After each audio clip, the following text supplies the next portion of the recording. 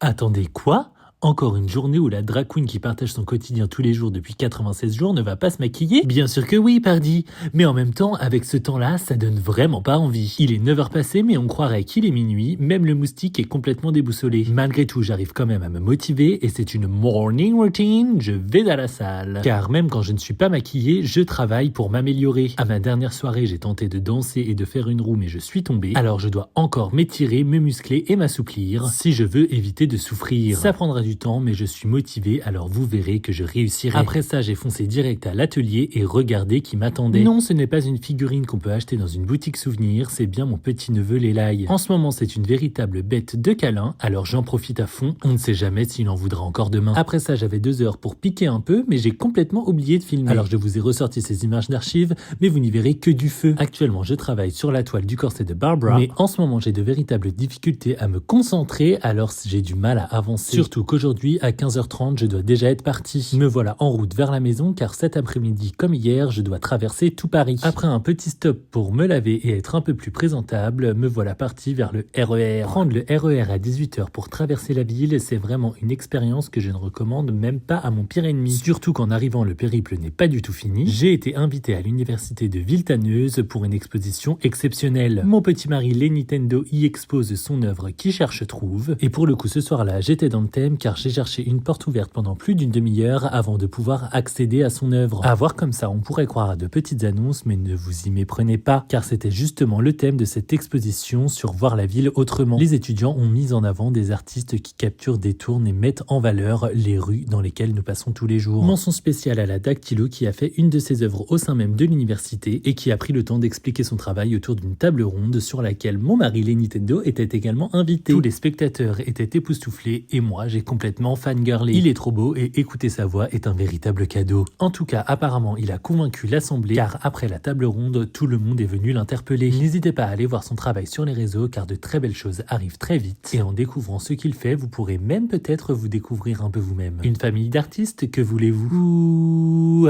Et pour terminer la soirée en beauté, quoi de mieux que de bien manger? Alors on s'est arrêté aux nouilles vivantes et on s'est régalé. Et après ça, on est juste rentré se coucher. Alors je vous dis à demain pour de nouveaux vlogués. Bisous.